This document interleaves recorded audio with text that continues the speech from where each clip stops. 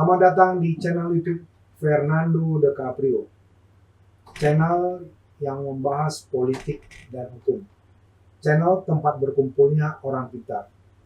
Kata orang bijak, orang pintar ketemu dengan orang pintar. Orang pintar tidak akan ketemu dengan orang beban. Pada hari ini, saya mengundang teman saya yang sangat cantik jelita.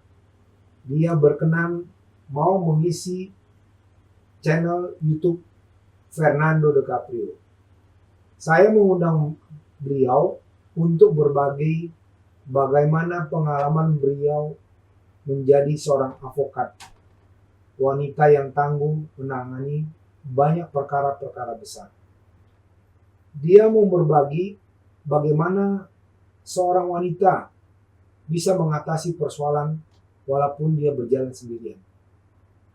Beliau adalah anggota Divisi Hukum Ikatan Advokat Indonesia DPD DKI. Beliau juga menjabat sebagai Wakil Bendahara Umum Majelis Sinerga Kalam atau Mesika ICMI, Ikatan Cendekiawan Muslim Indonesia. Beliau sekarang lagi menempuh pendidikan S3 di Universitas Jayabaya. Inilah dia, Mbak saya, Eri Rosa Tria SHMH. Selamat datang, Mbak Eri yang cantik, buka dong maskernya biar kelihatan. Ya nanti penonton channel YouTube saya itu ini tersegarkan gitu. Dari mana tadi, Mbak Eri? Dari kunjung-kunjung tadi. Kunjung-kunjung ya. Kebetulan masih suasana Idul Fitri. Idul Fitri ya. Jadi karena masih suasana Idul Fitri, makanya saya undang beliau ya. Dia pun nggak sibuk, biasanya pasti sibuk banget dia. Nah, saya undang dia bilang oke deh, saya mau ngisi channel YouTube Fernando karena saya belum sibuk sekali gitu. Thank you Mbak Iri ya, sudah mau datang berkenan mengisi channel YouTube saya. Mbak Eri, saya mau dan berharap Mbak Eri mau berbagi ilmu, berbagi pengalaman, bagaimana sih suka dukanya menjadi seorang pengacara, ya, apalagi nangani kasus-kasus yang cukup besar ya, saya tahu itu, ya, biar penonton channel YouTube kita tahu, mungkin yang masih kuliah jadi belajar, yang sudah advokat supaya tahu nangani perkara ini seperti ini. Ya, paling tidak ada masukan dari Mbak Eri. Gimana Mbak Eri? Kasus apa yang pernah Mbak Eri tangani? Bermula dari tahun 2012, saya ada pegang perkara kasus untuk pajak ya. Oh, pajak, wow. Ada beberapa kasus pajak. Kebetulan saya juga di sana diangkat sebagai lawyer yang untuk menangani kalau ada yang terkena perkara-perkara pajak. Oke. Dari Dirjen Pajak. Terus gimana kasusnya Mbak? Bisa dijelaskan? Tahun 2012 itu ada perkara cukup besar ya untuk case penggelapan pajak. Oke. Itu termasuk 1,8 T. 1,8 T. Iya. Wow. Ini berarti kasusnya sama seperti kasus Tambun dulu. Iya, tapi ini dia restitusi ya. Dari pengemplang pajak ya. Terus masuk juga anak dan istrinya harusnya juga terkena juga. Tapi ya kita bantu untuk supaya untuk meringankan hukuman.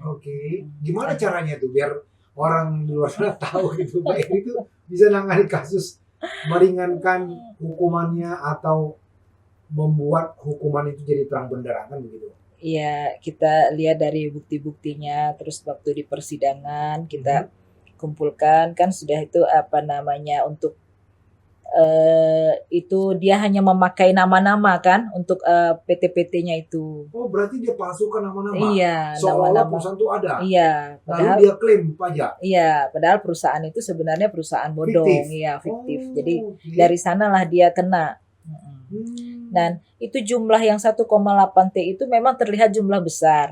Akan tetapi sebenarnya jumlah itu yang dia ambil itu sebenarnya tidak sebesar itu. Oh, oke. Nah, Tapi kenapa sampai bisa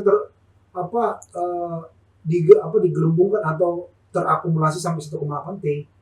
yaitu kalau sudah dia sampai di pidana, itu dari penyidikan aja sudah kena 4 denda 4 kali lipat. Oh, Terus oke. kalau sudah di persidangan sudah 6 kali lipat. Oh, nih kan jadi saya pun belajar dari Mbak Eri. Kalau di apa tadi Mbak Eri 4 kali itu Di penyidikan, di penyidikan itu udah kena denda 4 kali iya, dari pajak terutang. iya. Setelah naik ke Pengadilan, pengadilan, 6 kali. 6 kali. Iya. Itu 6 kali artinya akumulasi 4 tambah 6 atau 6 kali dari apanya? Dari pajak terutang itu. Dari pajak terhutang. Oh, berarti bukan akumulasi ya? Iya. Oke, nah ini kan dapat ilmu saya dari Iya. Mbak saya ini. Terus gimana, Pak? Ya ada banyak juga, terus ada juga perkara pajak yang mana oleh penyidiknya itu 2 kali. 2 kali seharusnya itu nggak bisa dilakukan, tetapi itu terjadi juga di Pengadilan Jakarta Utara pada klien saya itu 2 kali dituntut 2 kali. Dituntut 2 kali maksudnya gimana? Iya, jadi setelah dia dihukum dengan apa namanya putusan pada persidangan pertama, sudah itu dipakai lagi untuk persidangan tuntutan kedua. Loh, itu kan nebis idem loh. Iya, harusnya itu kan dengan perkara yang sama. Nah, Iya. itulah hukum di Indonesia ini. Wow. Ya, karena kemarin itu pas dia setelah itu dijatuhkan lagi hukuman. Loh, kok bisa Mbak Eri nggak buat melakukan perlawanan dengan upaya hukum, melaporkan itu bahwasanya kasus Sudah. ini kan sudah ini. Sudah, tapi karena saya pegangnya waktu itu sudah sampai persidangan, jadinya tetap berjalan persidangan itu. Tapi dia sudah melakukan persidangan yang awal, terus dia menjalankan hukuman itu ditambah dengan hukuman Denda. putusan, putusan itu. Terus dendanya juga ditambahkan denda. Wow, luar biasa ya. Iya. Jadi pengadilan pajak tuh kok bisa nggak mengikuti Ya, hukum? sebenarnya kita harus melakukan perubahan terhadap putusan-putusan untuk perubahan untuk undang-undang pajak tersebut. Wow, ini baru saya tahu nih. Harusnya kalau kita di pengadilan negeri, maksudnya di pidana atau perdata dalam kasus yang sama itu kan nebis idem itu tidak bisa lagi kan? Iya. Ini kenapa bisa gitu? Saya jadi harus banyak belajar ini. Iya, ini baru saya juga dapat satu perkara ini yang dari di Jakarta Utara, dari Pengadilan Jakarta Utara. Harusnya tidak boleh dilakukan seperti ini. Iya. Jadi yang pertama dihukum berapa tahun, Mbak? 3 tahun. 3 tahun? Terus putusan yang punya saya 2 tahun. 2 tahun. Jadi total 5 tahun. Iya. Yang pertama dihukum dia 1,8 M. Yang Sudah kedua, itu yang kedua 2. apakah mungkin jangan-jangan ini beda case, dia kedudukan Dianggap sebagai oleh pusat? penyidiknya, dianggap oleh jaksa itu beda case. Padahal itu sama. Semua perusahaannya itu memang perusahaan-perusahaan yang berbeda. Harusnya itu dijadikan satu, tidak boleh dipisah menjadi 2. Oh, tapi dia dituntut dengan 2 perusahaan gitu berarti? Perusahaan karena banyak perusahaan yang dia buat seperti perusahaan-perusahaan itu tadi yang dia buat cap stempel itu yang perusahaan-perusahaan bodong itu. Karena pengemplang pajak. Pengemplang pajak. Iya. Tapi Eri bikin 2 ya? Iya, dibuat 2. Wow, tapi kalau dibikin 2 tuh Mbak Eri untung dong. Berarti kalau yang argonya Tapi kan jalan saya terus dapat pengacaranya yang kedua kan. Kemarin dia sudah habis dari pengacara pertama. Biasanya kan pengacara senang itu. Iya. Kalau ada case semakin banyak, ya berarti argo semakin jalan kan gitu. Malah dia berharap mudah-mudahan penyidik bikin 2 nih kan gitu. Tapi Mbak Eri enggak ya? Enggak. Kasus apa yang Mbak Eri jalani lagi?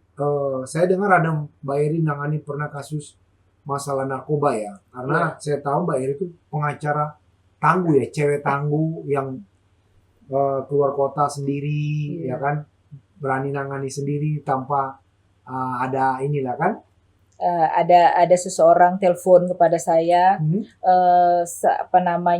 ditahan anak dan sepupunya, maksudnya iparnya sama anak-anaknya ditahan. Pada waktu itu lokasinya dia ada di Medan, Hmm. terus akhirnya ditahanlah di Tanjung Pinang. Oke. Karena suaminya itu sebenarnya kena hukuman narkotika Hmm. sebagai pengedar. Tetapi entah kenapa itu maksudnya bisa lari Oke. tahanan itu tersebut. Oh, lari suaminya? Iya, Bertahan? suaminya itu dibon, akhirnya terus ditahan, terus lari. Kok Nah, bisa? Nah, itu kan kesalahan mungkin dari itu kan Penyidik dong. dari penyidik Iya. kan. Nah, setelah itu tiba-tiba saja istrinya dan kedua orang anaknya ditahan juga dan dianggap juga menyembunyikan narkotika itu di rumahnya. Tapi ada disembunyikan, memang benar. Nah, waktu polisi hadir ke rumah itu memang ditemukan beberapa kilo katanya begitu. Tapi yang punya rumah itu, istrinya dan anaknya, nah itu tidak tahu sama sekali. Oke. Cuman waktu itu tiba-tiba polisi itu hadir, melakukan penggerbakan lah ya gitu kan. Terus disaksikan RT RW, kok tiba-tiba ada barang itu.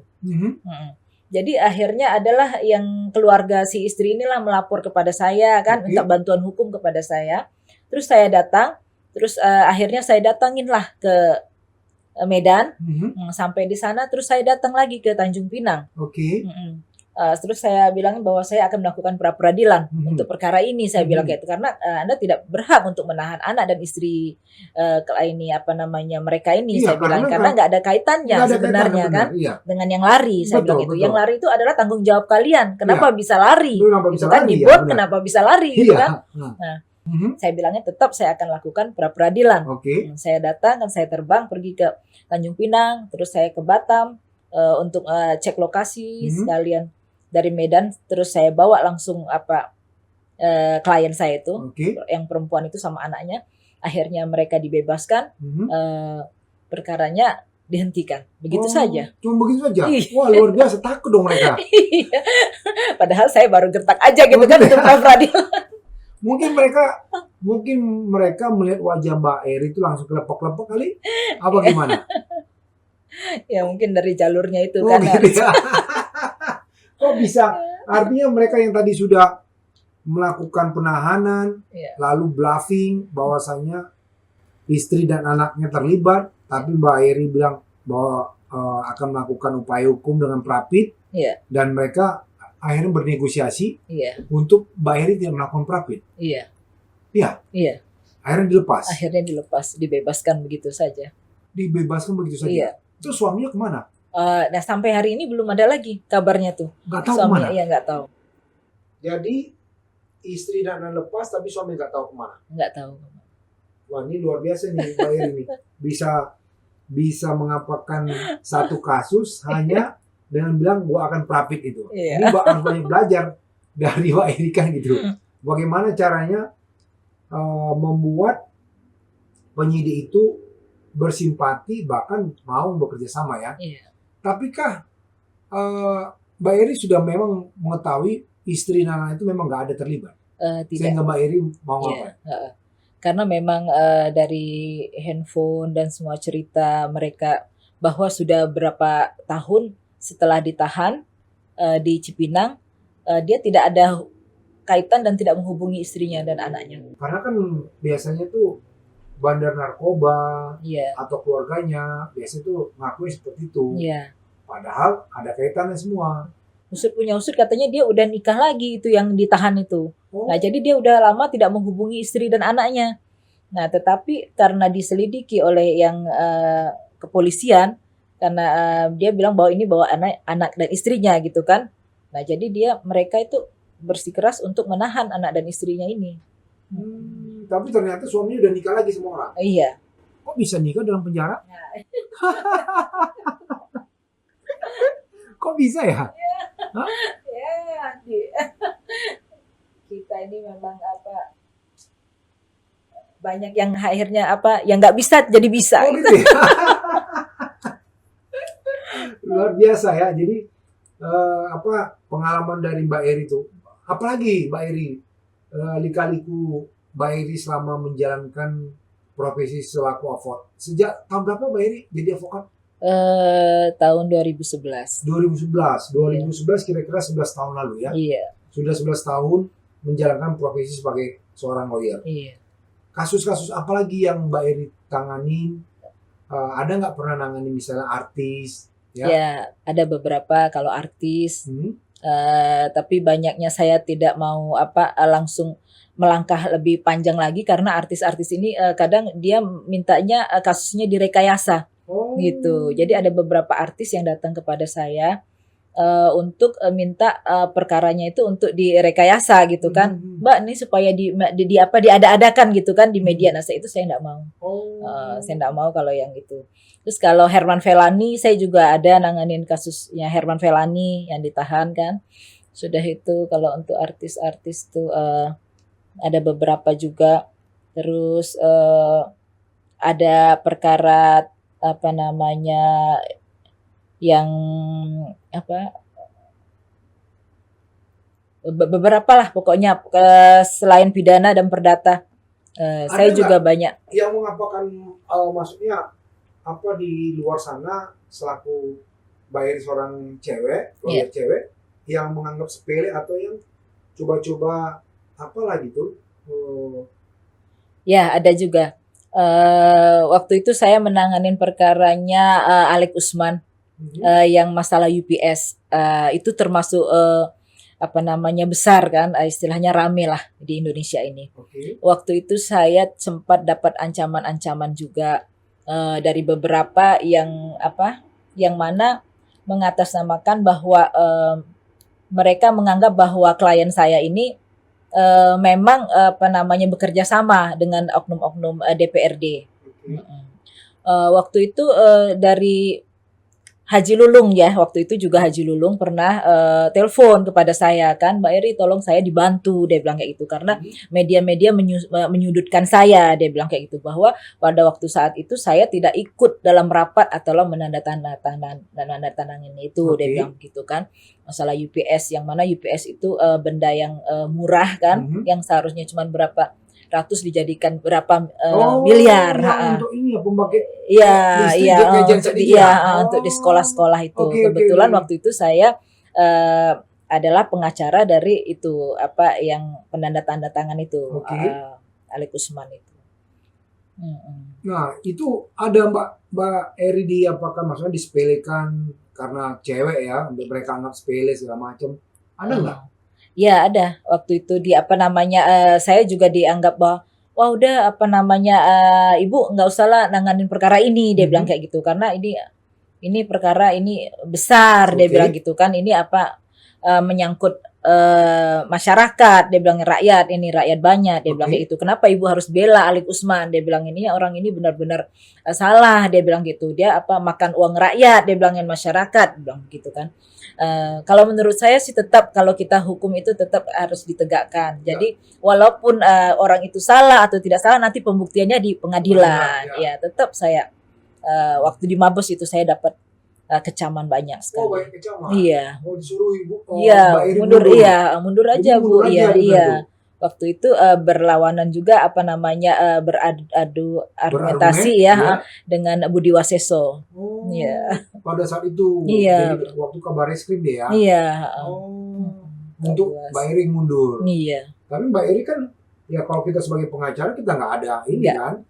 Ya kalau kita merasa bahwasanya kasus itu menarik untuk kita bela dalam hal ini hukumnya, pasti kita walaupun ada tekanan kita nggak akan mundur ya Mbak Eri. Iya benar. Nah, lalu saya pernah dengar dari Mbak Eri ada kasus lagi di BUMN ya. Iya. Terkait dengan tagihan-tagihan itu gimana? Nah, ini saya ada beberapa pegang perusahaan-perusahaan. Waktu itu ada perusahaan gas yang bekerja sama dengan Santos. Perusahaan itu perusahaan BUMN juga milik Sampang Mandiri. Waktu itu saya tanganin semua itu kan ada kerugian 16 miliar. Oke. Nah, 16 miliar itu sudah ditandatanganin untuk dikeluarkan. Tetapi sampai saat ini pun akhirnya eh, ceritanya hilang begitu saja. Maksudnya cerita hilang gimana? Tidak diproses lagi. Apanya? Eh, Bagiannya? jadi ya cuman hanya bupatinya aja yang sama yang berperkara di dalam ini kena apa namanya perkara korupsi. Korupsi? Akhirnya tapi yang duit 16 miliar itu sendiri nggak di apa namanya nggak dikeluarkan, nggak diangkat. Oh. Mbak Eri nangani bupatinya atau dari saya kontraktor? saya dari ini apa namanya PT Sampang Mandiri Perkasanya. Saya lawyer di PT Sampang Mandiri Perkasa. Waktu itu tahun 2013. Nah, sudah itu baru-baru ini saya ada menanganin perkara memang diminta oleh perusahaan untuk menagih dari perusahaan apa namanya BUMN Istaka Karya dan Amarta Karya. Saya sudah coba melobi kepada Pak Erick Thohir untuk di apa jajarannya lah ya ke sana. Tetapi di sana pun mereka bilang bahwa memang lagi adanya maksudnya kesulitan di beberapa BUMN kita, istilahnya ada BUMN yang akan ditutup waktu itu. Saya sudah apa namanya masukkan juga ke beberapa media.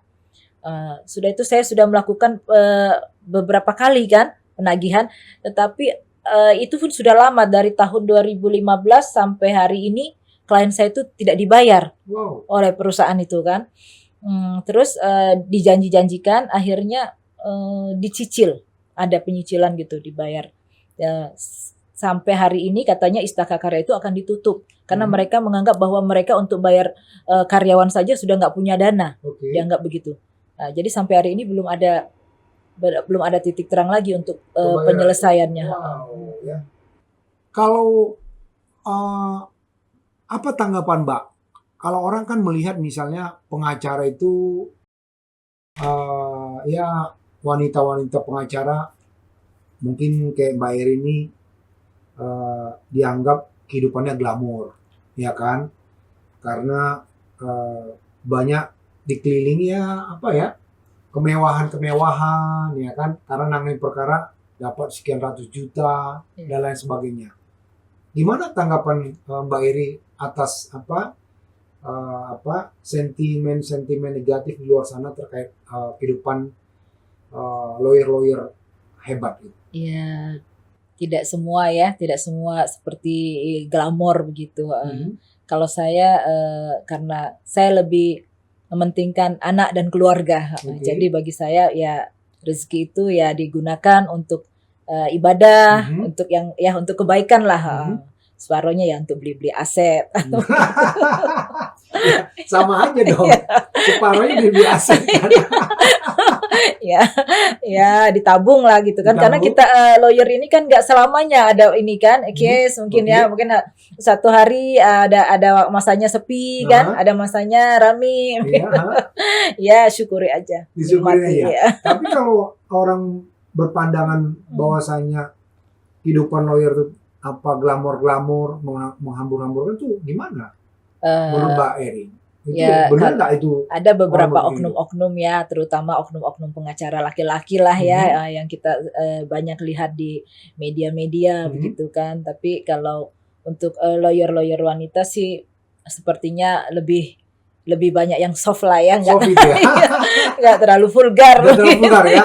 Walaupun mereka bisa aja hidupnya glamor tapi nggak terlihat ya. Beda dengan yang pengacara-pengacara laki-laki ya, yang selalu menonjolkan atau menunjukkan dia kehidupan dia mewah gitu ya. Jadi kalau saran Mbak Eri sama pengacara-pengacara muda yang cewek khususnya ya, bagaimana untuk bisa survive menghadapi ya persaingan yang cukup ini ya, ketat begini di dunia hukum. Ya, tetap semangat, tetap menambah ilmu, selalu menggali ilmu, banyak membaca ya kan, ya menambah ilmu lah, pengetahuan gitu. Dan jangan lupa juga ibadah ya, keluarga tetap nomor 1. Terus selain keluarga apa lagi? Nah, Mbak Eri ini kalau sama organisasi ini maksudnya ada banyak organisasi apa aja selain tadi Ikadin atau Masika, ISMI? Ya, Apakah suka berorganisasi atau partai politik? kalau untuk partai politik saya belum ya. Saya masih lebih suka untuk jadi advokat. Nah, jadi Lebih saya suka. lebih iya, jadi lebih ke apa namanya advokasi gitu. Jadi nggak tertarik ke dunia Ya politik. belum. Ya, saya belum. Saya lebih fokus ke lawyer aja. Terus saya ingin menyelesaikan doktor ilmu hukum saya. Oh, luar biasa. Sekarang semester Ya, berapa Mbak Eri? sekarang baru semester 2. Semester 2 ya? Iya. Wah, semester 2 ya Sudah kira-kira mau nyusun-nyusun juga 2 lah. tahun lagi Iya. udah kelar dong. Ya, mudah-mudahan. Amin. Mudah-mudahan ya. Bagaimana tanggapan Mbak Eri sama apa wanita-wanita di luar sana yang ya artinya mungkin tertarik juga sama ya profesi cowok-cowok lawyer ya. Gimana menurut Mbak Eri? Kan katanya sekarang nih yang lagi-lagi hit itu, lagi-lagi top itu cewek-cewek itu suka sama cowok-cowok yang lawyer. Gimana tuh? Ya, buat cewek-cewek di luar sana ya jangan tertipu oleh casing. Lebih baik didalamin dulu ya kan.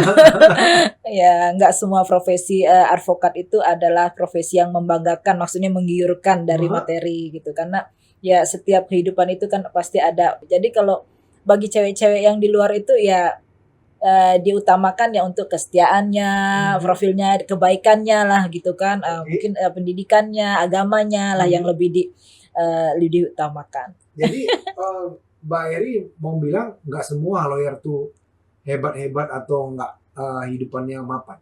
Iya, nggak semua. Karena banyak teman-teman saya juga yang sudah bertahun-tahun gitu menggeluti dunia lawyer, tetapi mereka masih ada yang hanya bisa kebeli motor butut. Ya, jadi nggak semua lawyer-lawyer itu mapan.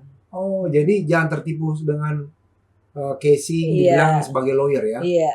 Bisa jadi ya begitu-begitu aja ya. Iya. Ya memang nggak harus jadi lawyer, yang lain juga begitu ya Mbak Eri ya. Ya luar biasa nih Mbak Eri. Saya mengapa mengundang beliau, mewawancara beliau terkait dengan bagaimana pandangan beliau sebagai seorang lawyer, bagaimana kehidupan beliau. Yang saya tahu ya cukup mewah, tapi dia down to earth ya. Dia kalem, nggak kelihatan glamornya, ya kan? Hari ini saya nggak mengundang beliau untuk bicara masalah hukum pasal-pasal. Kalau itu beliau udah katam lah, ya. Saya menggali beliau bagaimana sih kehidupan seorang lawyer wanita, kan begitu ya?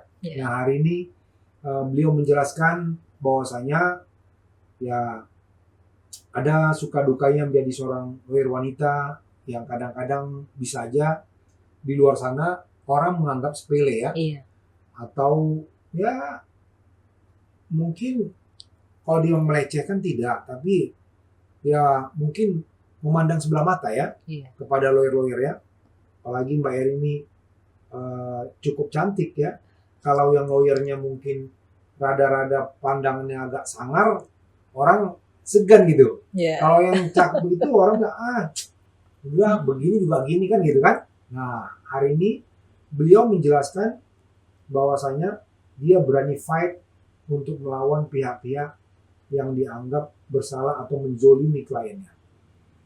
Mbak Eri ada masukan nggak sama channel YouTube Fernando DiCaprio? Terima kasih banyak sudah diundang di channel YouTube Fernando DiCaprio. Sangat-sangat memuaskan. Semoga tambah banyak yang penontonnya gitu kan, yang like gitu. Saya sangat senang sekali itu. Semoga tetap berjalan. Amin. Dan tambah sukses. Amin, amin ya. Jadi buat Abang Fernando. Thank you Mbak Eri ya. Itu luar biasa masukan dari Mbak Eri. Kalau penonton channel YouTube Fernando DiCaprio mau menggunakan jasa hukum dari Mbak Eri, ya silakan ya.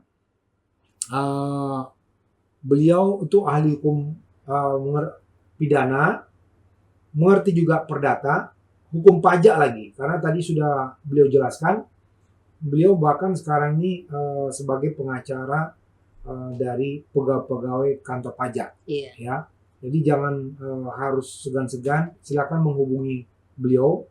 Kalau penonton channel YouTube Fernando juga mau beliau lagi saya undang sebagai narasumber, silakan tulis di kolom komen biar saya undang lagi beliau, bagaimana